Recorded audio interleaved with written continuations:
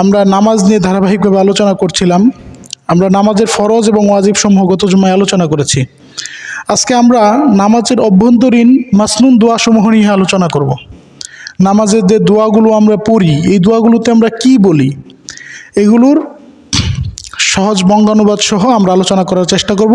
আল্লাহ আমাদেরকে বুঝে নামাজের মধ্যে মনোযোগী হয়ে নামাজগুলো আদায় করার তৌফিক দান করুন, সবাই বলি আমিন। আমরা প্রথমেই নামাজ যখন শুরু করি, তাকবীরে তাহরিমা দিয়ে যখন নামাজ শুরু করি, আল্লাহু আকবার বলে নামাজ শুরু করি। এরপরেই আমাদের কি পড়তে হয়?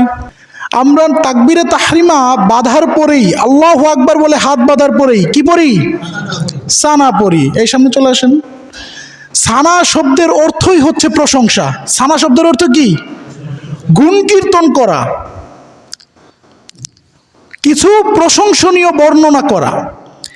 আমরা নামাজের শুরুতেই আল্লাহ সুবহানাহু ওয়া তাআলার যে তাকবীর দেই, আল্লাহু আকবার, আল্লাহ সব থেকে বড়। এর অর্থ কি? আল্লাহ সব থেকে বড়।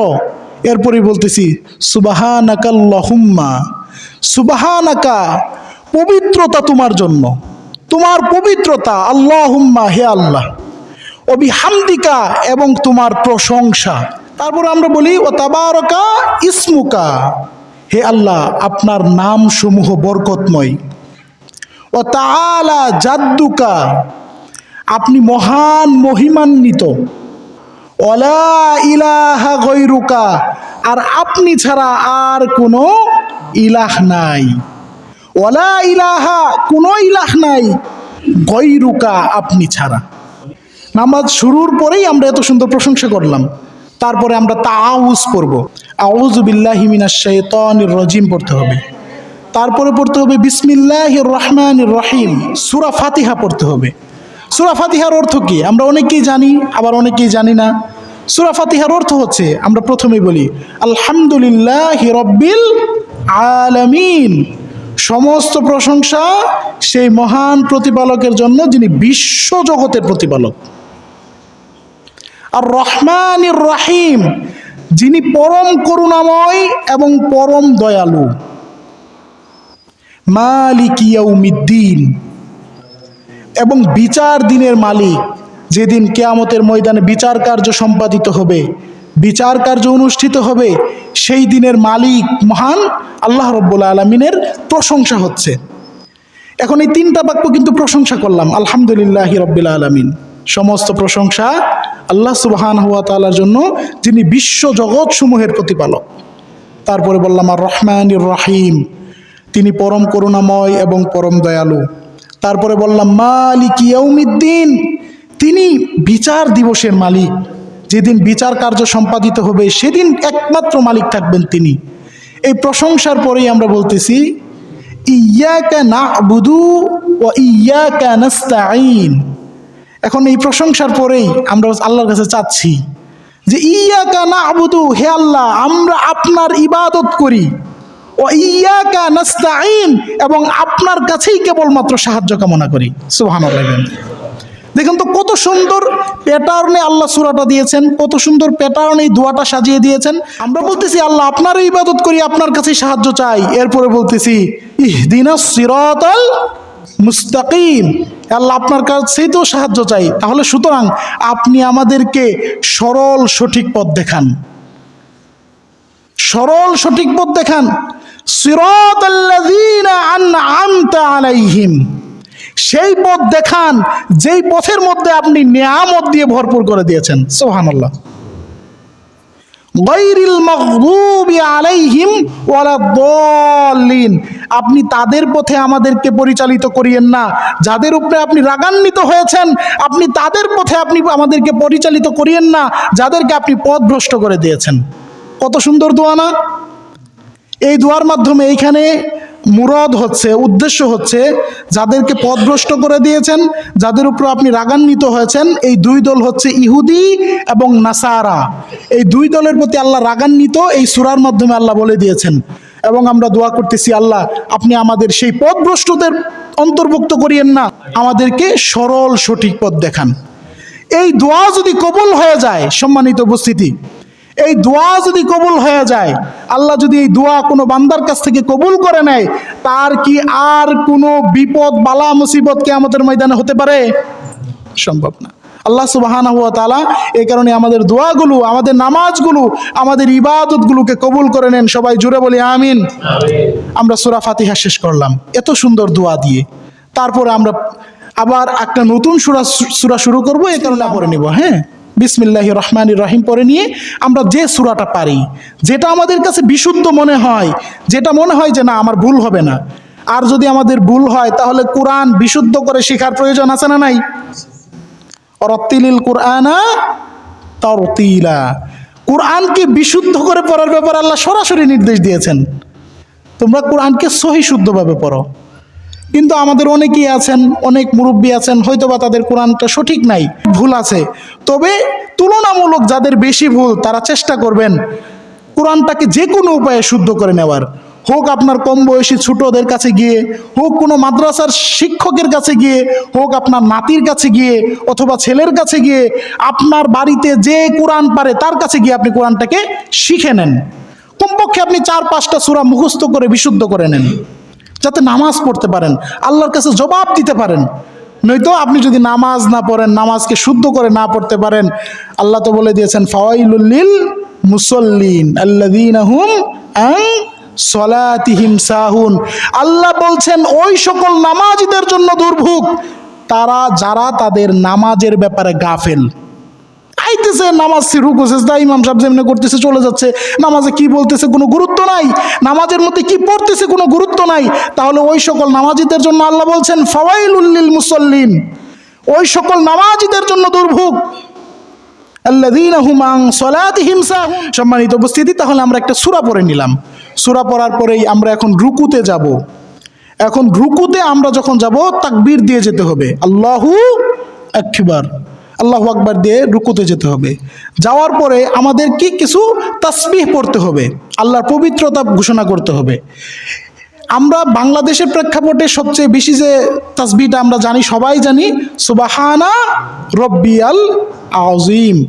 আমরা সবাই জানি যে সুবহানা রব্বিয়াল আযীম পড়তে হয়। এর অর্থ হচ্ছে সুবহানা পবিত্রতা, রব্বিয়াল আযীম আমার সেই রবের জন্য যিনি মহান। এটা হচ্ছে আমাদের বাংলাদেশের প্রেক্ষাপটে মাশহুর। তবে রুকুর কয়েকটা দোয়া রাসূলুল্লাহ সাল্লাল্লাহু আলাইহি ওয়াসাল্লামের কাছ থেকে আমরা জানতে পারি। তবে আমি আরেকটা দোয়া কমপক্ষে বলে দিচ্ছি, সেটা হচ্ছে অনেকে এটা পারেন, সুবহুন কুদ্দুসুন রব্বুল মালাইকাতি ওয়ার রূহ। এটাও রুকুর ওই দোয়া, আমরা জানি না।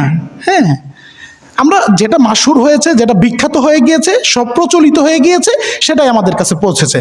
এর অর্থ হচ্ছে সুবহুন কুদ্দুসুন, পবিত্রতা পবিত্রতা, রব্বুল মালাইকাতি ওয়ার রূহ, সেই মহান রবের জন্য যিনি ফেরেশতাদেরও রব এবং রূহেরও রব। রূহ বলতে জিব্রাইল আলাইহিস সালামেরও রব। এটাও দোয়া। এখন আমরা রুকু করলাম, কমপক্ষে 3 বার আমরা তাসবিহ পড়ব, এটা সুন্নাহ। হ্যাঁ, ওয়াজিব হচ্ছে কমপক্ষে 1 বার পড়তেই হবে, কমপক্ষে 3 বার পড়া সুন্নাহ, এটাই আফদল, এটাই আমরা পড়ব কমপক্ষে। আর যত বেশি পারি তত আমাদের সওয়াব, কোনো তো ক্ষতি নেই। তারপরে আমরা রুকু থেকে উঠব, সামি আল্লাহু, পারেন না আপনারা একটু বলেন সামি আল্লাহু লিমান হামিদা।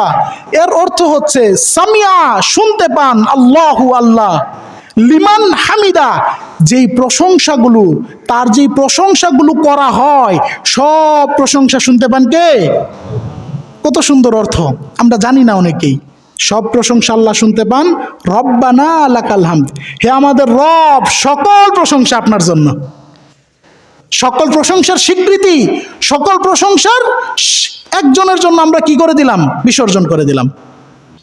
তারপর আবার বাড়তি একটা দোয়া রাসূলুল্লাহ সাল্লাল্লাহু আলাইহি সাল্লাম পড়তেন বলে জানা গিয়েছে, হামদান কাসীরান, অনেক বেশি প্রশংসা, তয়্যিবান পবিত্রতা, মুবারাকান বরকত, মুবারাকান ফি, তার জন্য, আল্লাহ সুবহানাহু ওয়া তাআলার জন্য। তাহলে এই যে সুন্দর সুন্দর দোয়া যেগুলো পড়লে আল্লাহ খুশি হয়ে যাবেন, আপনার নামাজকে কবুল করে নেবেন, সেগুলো শেখার দরকার আছে না নাই? অনেকের মনে হয় নাই, কথা বলে না, শিখার দরকার আছে না? আল্লাহ আমাদেরকে শিখার তৌফিক দান করুন, সবাই বলি আমিন। সেই সাথে আমাদের চেষ্টাও থাকতে হবে।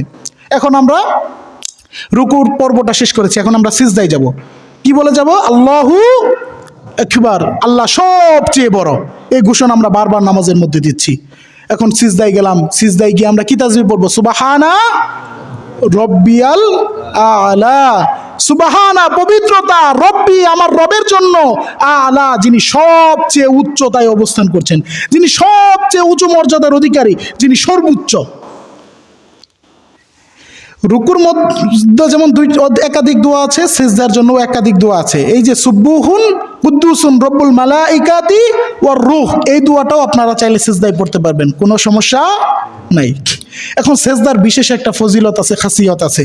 আমরা যখন ফরজ এবং ওয়াজিব নামাজগুলো পড়ব, ফরজ এবং ওয়াজিব নামাজ কিংবা সুন্নাহ নামাজ যেগুলো আমাদের পার্মানেন্ট পড়তে হয়, এগুলো যখন পড়ব তখন রুকু সিজদায় এই দোয়াগুলো পড়া আবশ্যক। কিন্তু আপনি যদি নফল নামাজ পড়তে থাকেন তখন আপনি আপনার নিজের মাতৃভাষাতেও দোয়া করতে পারবেন বলে আলেমগণ আমাদের মুস্তাহিদগণ স্বীকৃতি দিয়েছেন।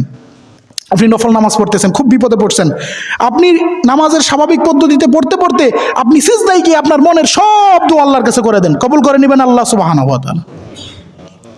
আপনার সব মনের যত আবেগ অনুভূতি আছে আপনি সিজদায় গিয়ে বিসর্জন করেন।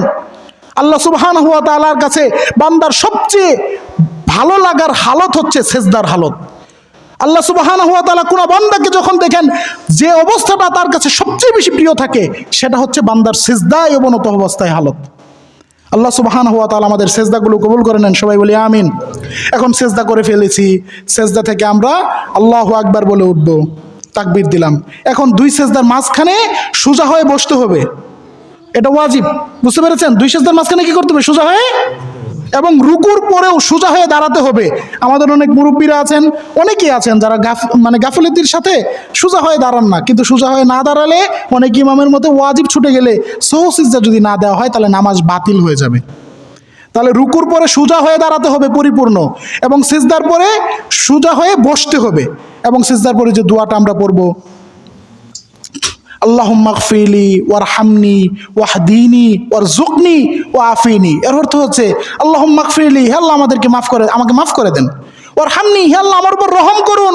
ওয়াহদিনি, হে আল্লাহ আমাকে ধর্মের উপর রাখুন। ওয়ারযুকনি, হে আল্লাহ আমাকে রিজিক দান করুন। ওয়াআফিনি, হে আল্লাহ আমাকে সুস্থতার উপর রাখুন। সুবহানাল্লাহ বলবেন না? কত সুন্দর দোয়া, যদি কবুল করে নেয় আপনার কি আর কোনো ঠেকা আছে? তারপরে আমরা আবার আরেকটা সিজদা করলাম একই পদ্ধতিতে। তাহলে কি আমরা এই যে এই পর্বটা 4 রাকাত নামাজের রাকাতগুলো রুকু সিজদা পর্যন্ত শেষ হলো। এখন বৈঠক বাকি আছে।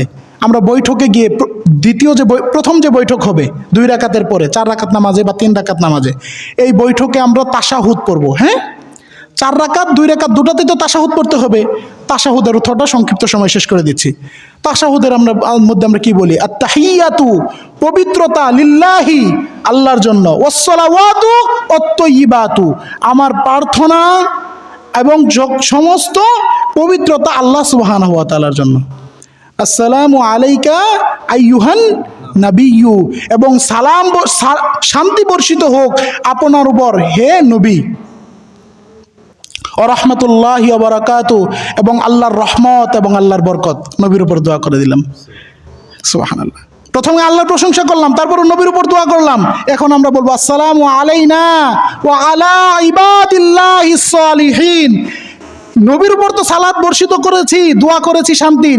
এখন আমরা বলতেছি আসসালামু আলাইনা, হে আল্লাহ আমাদের উপরও শান্তি বর্ষিত করুন। ওয়া আলা ইবাদিল্লাহিস সালিহিন, এবং পৃথিবীতে যত নেককার মানুষ আছে, আপনার যত নেককার বান্দা আছে, সবার উপর আপনি শান্তি বর্ষিত করুন। সুবহানাল্লাহ, কত সুন্দর দোয়া। মানে এভাবে আমরা একজন আরেকজনের উপর দোয়া করে দিচ্ছি। আশহাদু আল্লা ইলাহা ইল্লাল্লাহু ওয়া আশহাদু আন্না মুহাম্মাদান আবদুহু ওয়া রাসূলুহু। সব দেওয়ার পরে বলতেছি আল্লাহ আমি সাক্ষ্য দিচ্ছি আল্লাহ ছাড়া আর কোনো ইলাহ নেই, এবং আমি আরও সাক্ষ্য দিচ্ছি মুহাম্মদ সাল্লাল্লাহু আলাইহি ওয়াসাল্লাম আল্লাহর বান্দা ওয়া রাসূল। এটা হচ্ছে খুব সুন্দর দোয়া। এখন এটা তো 2 রাকাতের পরে বলবেন, এখন 4 রাকাতের সময়ও তো এটা বলতে হবে। তারপরে আপনার পড়তে হবে দরুদ শরীফ। দরুদ শরীফের অর্থ কি? আল্লাহুম্মা সাল্লি আলা মুহাম্মাদি ওয়া আলা আলি মুহাম্মাদ। হে আল্লাহ আপনি শান্তি বর্ষিত করুন মুহাম্মদ সাল্লাল্লাহু আলাইহি ওয়াসাল্লামের উপর এবং তার পরিবারের বর্গের উপর। কামা সাল্লাইতা আলা ইব্রাহিম ওয়া আলা আলি ইব্রাহিম, যেমন শান্তি আপনি বর্ষিত করেছিলেন ইব্রাহিম আলাইহিস সালামের উপর এবং তার পরিবার বর্গের উপর। ইন্নাকা হামিদুম মাজিদ, নিশ্চয় আপনি প্রশংসনীয় এবং মর্যাদার অধিকারী। একইভাবে আমরা বলি আল্লাহুম্মা বারিক আলা মুহাম্মাদি ওয়া আলা আলি মুহাম্মাদ কামা বারাকতা আলা ইব্রাহিমা ওয়া আলা আলি ইব্রাহিম ইন্নাকা হামিদুম মাজিদ। আল্লাহ আপনি একইভাবে বরকত অবতীর্ণ করুন মুহাম্মদ সাল্লাল্লাহু আলাইহি ওয়াসাল্লামের উপর এবং তার পরিবারবর্গের উপর, যেমন বরকত আপনি দিয়েছিলেন ইব্রাহিম আলাইহিস সালামের উপর এবং তার পরিবারবর্গের উপর। ইন্নাকা হামিদুম মাজিদ, নিশ্চয়ই আপনি প্রশংসনীয় এবং মর্যাদার অধিকারী। এবং সর্বশেষ যে আমরা দোয়া পড়ি সুন্নত দোয়া, দোয়া মাসুরা, এই দোয়াতে বলি আল্লাহুম্মা ইন্নী যালামতু, সব দোয়া তো করে ফেলছি, এখন আল্লাহর কাছে ভুল স্বীকার করতেছি। আল্লাহুম্মা, হে আল্লাহ, ইন্নী যালামতু, আমি জুলুম করেছি, নফসি, নফসি, আমার নফসের উপরে, জুলমান কাসীরা, অনেক জুলুম, আল্লাহ অনেক জুলুম করে ফেলেছি।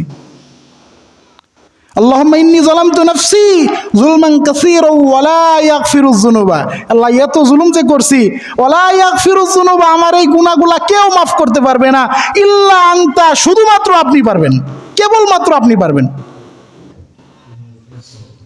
ওয়া লা ইয়াগফিরুয যুনুবা ইল্লা আনতা ফাগফিরলি, সুতরাং মাফ করে দেন। মাগফিরাতাম মিন ইনদিকা, আপনার নিকট থেকে একান্তভাবে মাফ করে দেন। ওয়ারহামনি ইন্নাকা আনতাল গফুরুর রহিম, নিশ্চয়ই আপনি ক্ষমা করনেওয়ালা এবং দয়ালু। কত সুন্দর অর্থ না? আমরা নামাজকে এখন থেকে বুঝে পড়ার চেষ্টা করব, সবাই বলি ইনশাআল্লাহ। আল্লাহ সুবহানাহু ওয়া তাআলা আমাদেরকে এই দোয়াগুলো অর্থ বুঝে বুঝে নামাজে মনোযোগিতার সাথে পড়ার তৌফিক দান করুন, সবাই বলি আমিন। ওয়া মা আলাইনা ইল্লাল বালাগ ওয়া আখিরু দাওয়ানা আলহামদুলিল্লাহি রাব্বিল আলামিন।